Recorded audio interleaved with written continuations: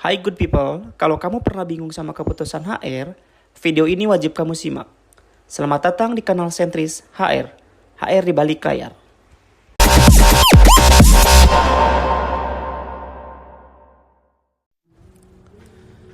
Di konten sebelumnya kita sudah membahas apa itu PKWT, dasar hukumnya, jenis pekerjaan yang boleh menggunakan PKWT, sampai hak-hak pekerja kontrak.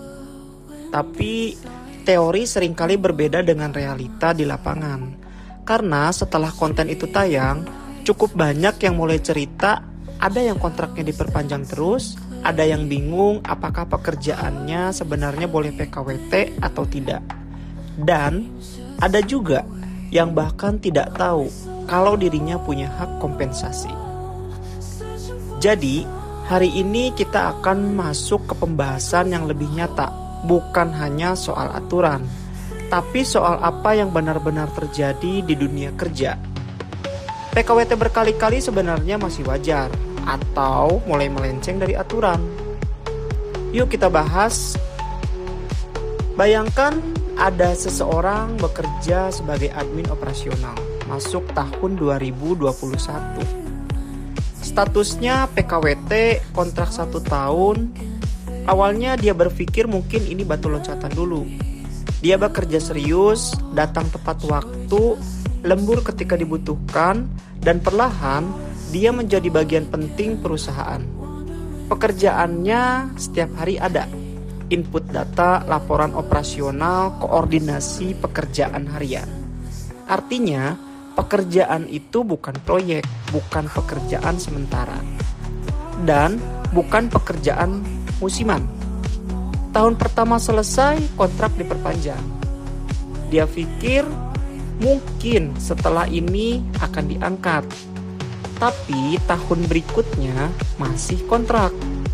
Dan setelah itu masih kontrak lagi. Tanpa kepastian, tanpa kejelasan, dan perlahan muncul satu pertanyaan. Saya ini sebenarnya dibutuhkan atau hanya dipertahankan sementara? Nah, kalau kamu pernah ada di posisi itu, coba tulis di kolom komentar. Sudah berapa lama kamu berada di status PKWT? Atau kalau kamu sedang mengalami sekarang? Karena menurut aturan, PKWT memang diperbolehkan, tapi tidak untuk semua jenis pekerjaan. Dalam peraturan pemerintah nomor 35 tahun 2021, PKWT hanya diperuntukkan untuk pekerjaan yang sementara, berbasis proyek, musiman, atau pekerjaan yang selesai dalam waktu tertentu. Artinya, kalau pekerjaan itu terus ada dan menjadi bagian inti perusahaan, maka disitulah mulai muncul pertanyaan. Dan yang sering terjadi, karyawan tidak berani bertanya, takut kontraknya tidak diperpanjang, takut dianggap melawan, takut kehilangan pekerjaan. Padahal memahami hak bukan berarti mencari masalah, tapi melindungi diri sendiri.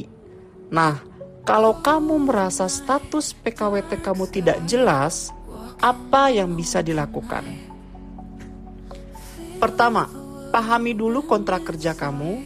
Jangan hanya tanda tangan tanpa membaca. Kedua, cek jenis pekerjaan kamu. Apakah memang pekerjaan sementara atau sebenarnya pekerjaan tetap? Ketiga, simpan dokumen penting. Kontrak kerja, slip gaji, bukti perpanjangan. Karena ini penting kalau suatu saat dibutuhkan.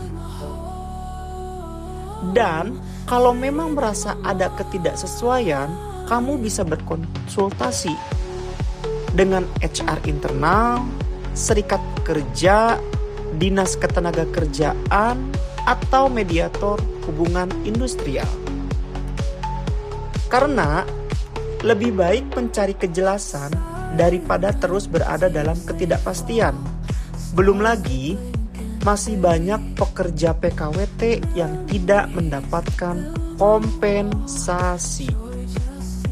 Padahal peraturan pemerintah nomor 35 tahun 2021 pasal 16 menjelaskan bahwa pekerja PKWT berhak mendapatkan kompensasi ketika kontraknya berakhir.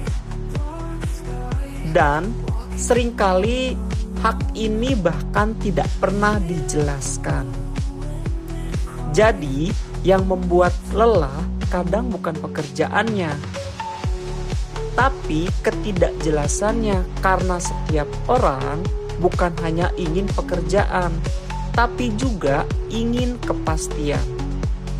Kalau kamu pernah mengalami atau sedang berada di situasi PKWT, coba cerita di kolom komentar. Menurut kamu, PKWT di Indonesia hari ini sudah sesuai aturan atau masih banyak yang melenceng? Dan kalau kamu bingung atau ingin konsultasi ringan terkait status kerja kamu, boleh tulis juga di kolom komentar. Selama saya bisa bantu, akan saya jawab secara free. Ini Sentris HR, di mana kita bahas realita HR di balik layar. Terima kasih buat kamu yang sudah dengerin konten ini sampai selesai. Kalau menurut kamu bermanfaat, jangan lupa subscribe dan like kanal ini. Dan kalau kamu ingin tahu lebih banyak soal dunia HR, kita lanjutkan di video-video berikutnya.